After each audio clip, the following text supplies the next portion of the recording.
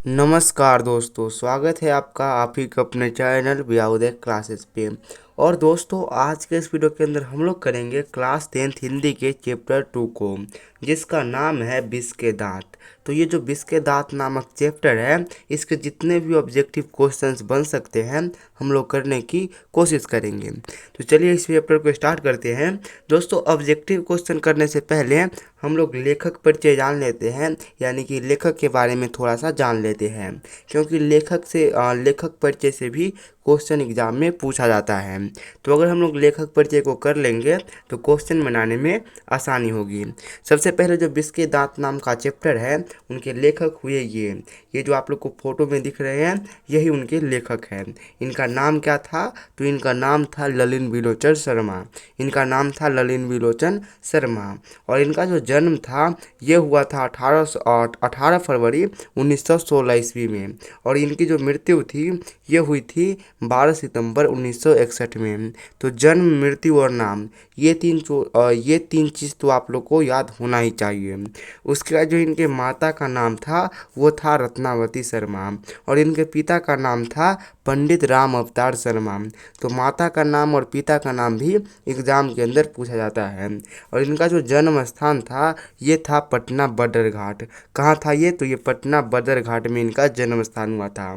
साथ ही आप लोग को एक और चीज़ पता होना चाहिए कि जो ये विष के दांत है, ये एक प्रकार की मनोवैज्ञानिक कहानी है। तो ये क्या है? तो एक प्रकार की कहानी है। और कौन सी कहानी है? तो मनोवैज्ञानिक कहानी है। अब आपको इतना परिचय जान लेने के बाद हम लोग क्या कर सकते हैं? ऑब्जेक्टिव क्वेश्चन लगा सकते हैं। तो चलिए देखते हैं कि क्या क्या ऑब्जेक्टिव क्वेश्चन पूछा जाता है। अपना जो फर्स्ट नंबर क्वेश्चन है वो यह है कि विष के दांत शीर्षक कहानी के कहानीकार कौन है। यानी कि जो विष के दांत शीर्षक कहानी है, इसके लेखक कौन है। तो हमने अभी अभी देखा था लेखक परिचय में कि विष के दांत कहानीकार के लेखक ललिन विलोचन शर्मा जी है। तो option number D right answer हो जाएगा। उसके बाद जो नेक्स्ट क्वेश्चन है वो यह है कि ललिन विलोचन शर्मा का जन्म कहाँ हुआ था। तो हमने अभी अभी देखा था कि जो ललिन विलोचन शर्मा थे, उनका जन्म स्थान था बदरघाट पटना के अंदर। तो ऑप्शन नंबर सी यहाँ पे राइट आंसर हो जाएगा। उसके बाद जो दोस्तों अपना तीसरा नंबर क्वेश्चन है उसको पढ़िए। वो क्वेश्चन ये है कि ललिन विलोचन शर्मा का जन्म कब हुआ था। तो जो ललिन विलोचन शर्मा थे, उनका जन्म 18 फरवरी 1916 के अंदर हुआ था। तो option number B right answer हो जाएगा। और दोस्तों, आप लोग जो क्वेश्चन का आंसर है वो खुद से देने की कोशिश कीजिएगा, ठीक है, तभी जाकर के आप लोग को याद होगा। उसके बाद जो नेक्स्ट क्वेश्चन है वो यह है कि नलिन विलोचन शर्मा की मृत्यु कब हुई थी। तो जो ललिन विलोचन शर्मा थे, इनकी मृत्यु हुई थी 16 सितंबर 1900 कितने को, तो 61 को। सॉरी, मैं भूल चुका हूँ कि कब हुई थी। तो इनकी जो मृत्यु थी ये 16 नहीं 12 सितंबर 1961 को हुई थी।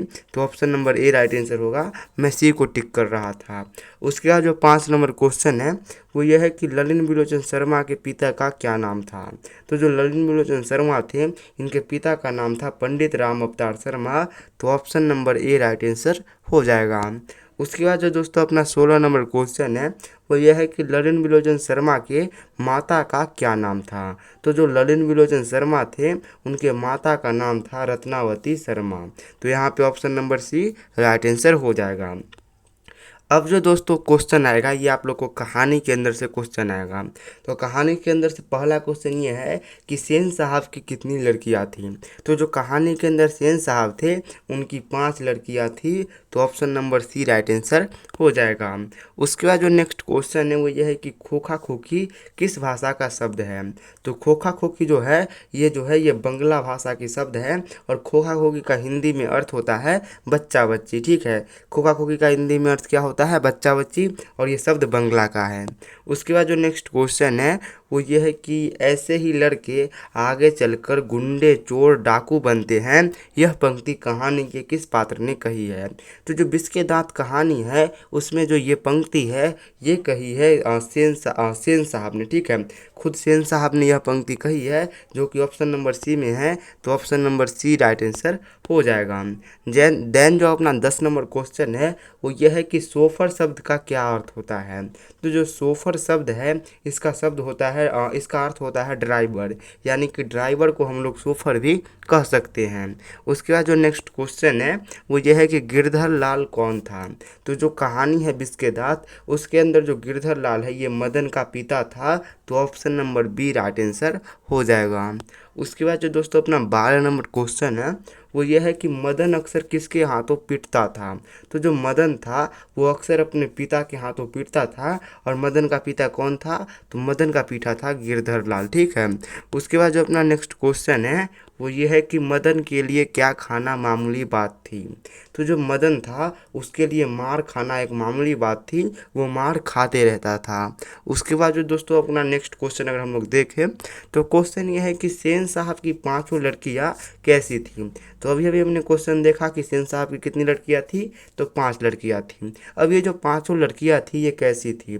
तो ये जो इनकी पांचों लड़कियां थी ये बहुत ही सुशील लड़कियां थी, तो option number D right answer हो जाएगा।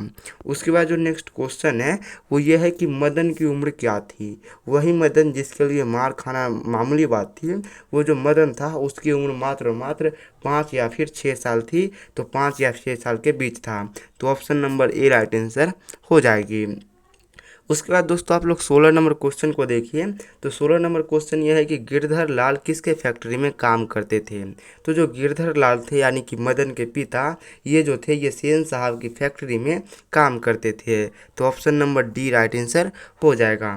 उसके बाद नेक्स्ट क्वेश्चन ये है कि सेन साहब किसके बैंक से ऐंठ कर रह गए?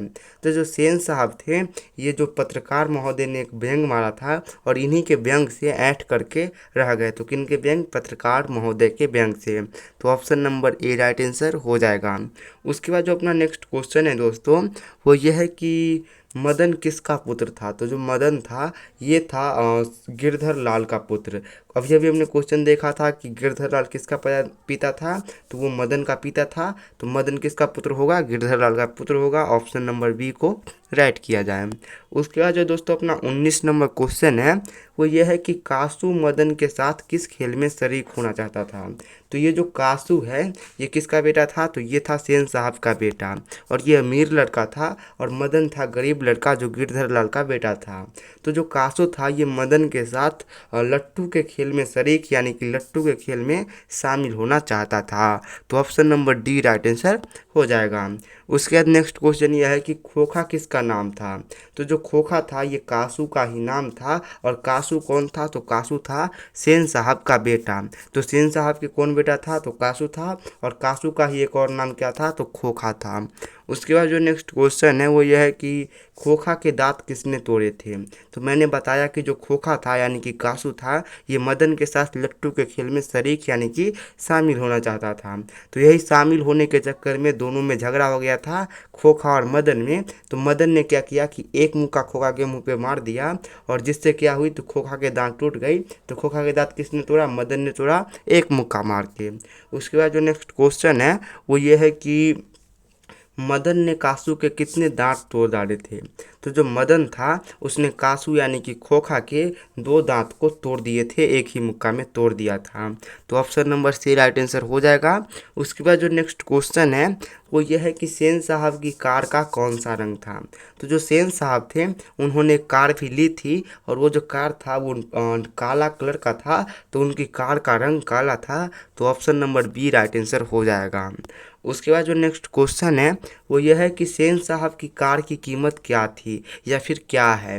तो जो सेन साहब ने कार खरीदी थी उस कार की कीमत तब के समय में 7,500 थी, तो option number A right answer हो जाएगा। और रंग हमने अभी भी देखा था कि रंग उसका काला था। उसके बाद जो नेक्स्ट क्वेश्चन है वो यह है कि सेन साहब की आंखों का तारा कौन था? तो आंखों का तारा मतलब होता है बहुत प्यारा, तो जो सेन साहब थे उनका आंखों का तारा उनका ही बेटा यानी कि खोखा था, तो option number B right answer हो जाएगा। और खोखा किसका नाम है? तो खोखा कासू का नाम है, ये भी आप लोग याद रखिएगा। नेक्स्ट जो अपना 26 नंबर क्वेश्चन है वो ये है कि सेन साहब को किस पर नाज था? तो जो सेन साहब थे उनको अपने कार पर बहुत ही ज़्यादा नाज था, तो option number A right answer हो जाएगा। और कार की कलर क्या थी? तो कार की कलर थी ब्लैक, और जो कार थी उसकी कीमत कितना थी? तो उसकी कीमत थी 7,500 रुपीज़। उसके बाद जो नेक्स्ट क्वेश्चन है वो ये है कि मोटर कार को किससे खतरा था। तो जो सेन साहब का मोटर कार था उसको खतरा खोखा से ही था, क्योंकि खोखा बहुत ही उद्यंत यानी कि शरारती था, तो उससे ही खतरा हो सकता था। तो यहाँ पे option number C right answer हो जाएगा। अब 28 नंबर क्वेश्चन को देखिए। 28 नंबर क्वेश्चन यह है कि मैं तो खोखा को इंजीनियर बनाने जा रहा हूँ, यह कथन किसका है। तो कहानी के अंदर ये जो कथन है कि मैं तो खोखा को इंजीनियर बनाने जा रहा हूँ, ये कथन सेन साहब का है। यानी कि सेन साहब कहते हैं कि मैं तो खोखा को इंजीनियर बनाने जा रहा हूँ। ठीक है, उसके बाद नेक्स्ट क्वेश्चन आप लोग देखिए। 29 नंबर क्वेश्चन यह है कि सीमा, रजनी, आलो, शेफाली और आरती, ये पांचों किसकी बहनें थीं। तो जो सीमा, रजनी और आलो, शेफाली थी, ये पांचों खोखा की बहनें थी और ये पांचों सेन साहब की बेटियां थीं। तो सेन साहब की कितनी बेटियां थी, 5 बेटियां थी, और पांचों के नाम यहाँ पे आप लोग पढ़ सकते हो, नाम भी आप लोग साथ साथ याद रखिएगा। और ये पांचों बेटी किसकी थी, तो बेटी थी खोखा की। और सेन साहब के बेटा कितना था, तो सेन साहब का एक बेटा था जिसका नाम था कासू, और उसी का सेकेंड नाम था खोखा। उसके बाद जो नेक्स्ट क्वेश्चन है वो ये है कि महल और झोपड़ी की लड़ाई में अक्सर महल वाले ही जीतते हैं, पर उसी हालत में जब दूसरे झोपड़ी वाला उनकी मदद अपने ही खिलाफ करते हैं, किस पाठ की पंक्ति है। तो ये जो पंक्ति है कि जब भी झोपड़ी वाले और महल वाले की लड़ाई होती है तो हमेशा महल वाले ही जीतते हैं, लेकिन महल वाले कब जीतते हैं, तो उसी हालत में जीतते हैं जब कोई झोपड़ी वाला उनकी हेल्प दूसरे झोपड़ी वाले के विरोध में करता है, यानी कि अपने ही खिलाफ करता है। तो यह जो पाठ है, ये जो पंक्ति है, ये जो है ये विष के दांत पाठ की पंक्ति है। तो option number D right answer हो जाएगा। और विष के दांत के लेखक कौन है, ललिन विलोचन शर्मा। उनका जन्म 18 फरवरी कब हुआ था, तो 18 फरवरी 1916 के अंदर हुआ था। उसके बाद जो अपना 31 नंबर क्वेश्चन है वो ये है कि विष के दांत विद्या कौन सी है। तो हमने क्वेश्चन के शुरुआत में ही देखा था कि जो विष के दांत विद्या है ये एक प्रकार की कहानी है, और कैसी कहानी है, तो मनोवैज्ञानिक कहानी है। तो option number D right answer हो जाएगा। तो दोस्तों होप कि आप लोग को आज का ये वीडियो पसंद आया होगा। अगर पसंद आया तो आप लोग लाइक, सब्सक्राइब और शेयर कर सकते हो। बाकी जिससे आप लोग पढ़ रहे हो जिस PDF से, ये वाला PDF अगर आप लोग को फ्री में चाहिए तो इसके लिए आप लोग व्हाट्सएप ग्रुप को ज्वाइन करो। व्हाट्सएप ग्रुप का लिंक हमने डिस्क्रिप्शन में दे रखा है, तो डिस्क्रिप्शन में जाइए, वहाँ से व्हाट्सएप ग्रुप ज्वाइन कीजिए, वहीं पे इसका PDF बिल्कुल ही फ्री में मिल जाएगा। और हाँ, अगर आप लोग को नेक्स्ट चैप्टर का वीडियो आप लोग को कुछ ऐसे ही चाहिए तो कमेंट में येस लिख दीजिए। मिलते हैं नेक्स्ट वीडियो में, तब तक के लिए बाय बाय।